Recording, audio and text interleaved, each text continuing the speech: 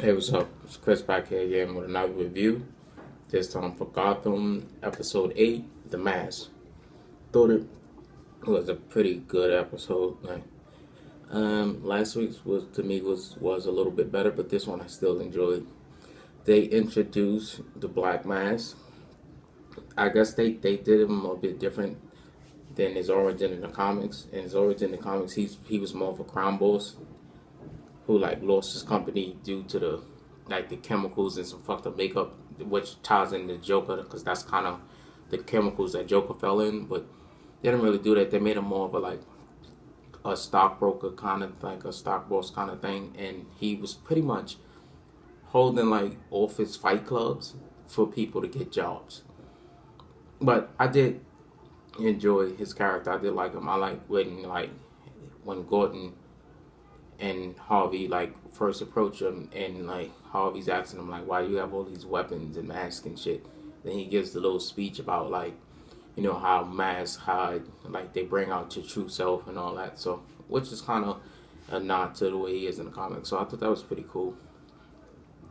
Also, I'm like these last couple episodes, I'm liking what they're doing with Gordon. Like you're getting to see Gordon like be more badass, be more Gordon, instead of being timid and being scared. Like he wasn't necessarily scared in the other episodes, but now it's like he's more comfortable. He seems to be more comfortable as Gordon. I thought that was cool. One thing I'm getting sick of is that we already know he winds up with Barbara, so her leaving every couple of episodes is just for me, it's getting on my nerves. I don't get why they keep shoehorning that in there. It's like because technically she asked him to let her in, he did. Now she's mad that she see all the shit that he's going through. Then she just ups and leaves. Like you wanted to know, now you know, and shit got dangerous. Now you want to bail out. Like that, I didn't like.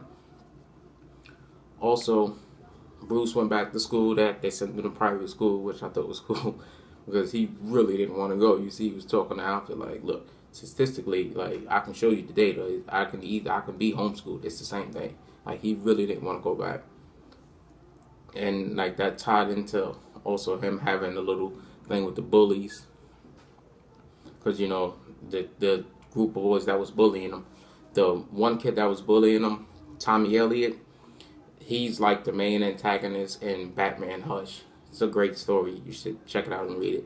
So that was like a little nod to him. And I also liked how Alfred handled the situation. It was like he didn't coddle him. He didn't like run and tell the people, even though he told him like don't tell the school. He was like bloody hell no. Like he didn't tell him. Then he took him up there with the watch. It was like, this your father's watch. Don't lose it. Like that was one of my favorite scenes. You get to see that the kind of outfit that he is. It's just a bit different than in the mainstream Batman outfit that people know. I think it's cool because I think this is the outfit that's based off the one that was in the Royal Air Force. You see at the end, he like, can you teach me how to fight?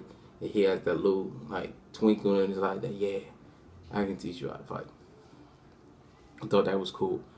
Also, loving the Penguin's mother, she's creepy, but I do like her, and you can see she's kind of mentoring him a little bit, whether he sees it or not, with the little story she told.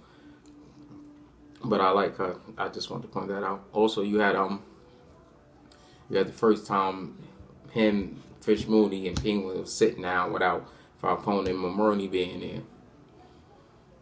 Like she can see she can't stand him. She wants him dead, and she don't know that he's working with Falcone. Like she stabbed him with the pen. That shit was about to go down, but he calmed it down. I like how he kidnapped that dude who used to have his job. And it was like, dude, like I had the job before. I know you're hiding something. Which ties into her and that girl. Because that girl was kind of like, I don't really know if I want to keep doing this. But she had wanted to put the, like this, I guess it was some sort of poison of making fall asleep, which she spilled half of it and almost got caught.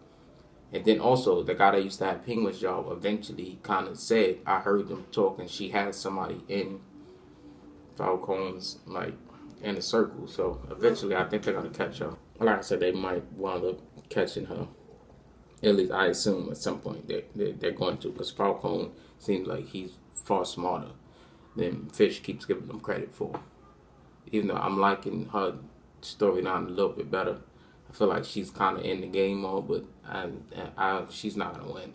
I'm pretty sure she's gonna weasel all the way out of getting killed simply because it's Jada Pinkett Smith. But I don't really, at this point, I don't see how, because like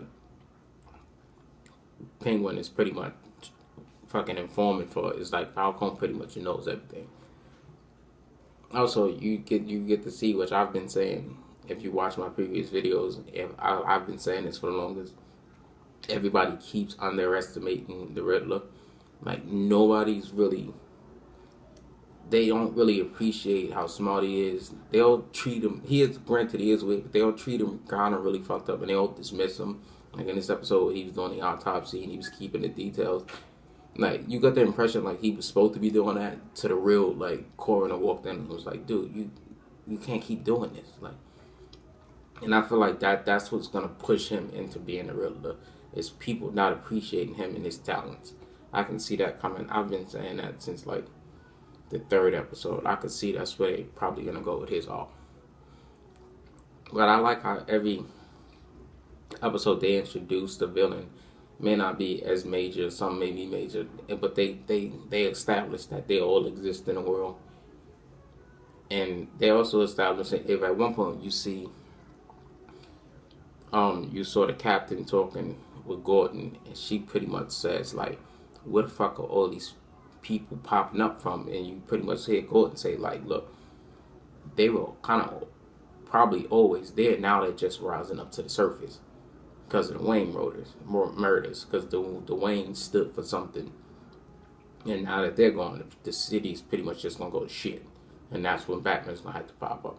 And I also like that finally fucking Bullock like stood up for him and like gave a speech to get everybody else to help him, because like last episode pretty much everybody abandoned him except for Bullock. And I like how this episode he stood up for him, like, look, like we already let motherfuckers run in here and pretty much almost kill him. We already let him down once. I know he's an asshole, but we ain't gonna do it again.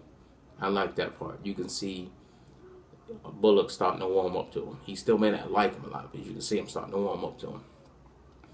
It's an overall solid episode. Give it like a 7.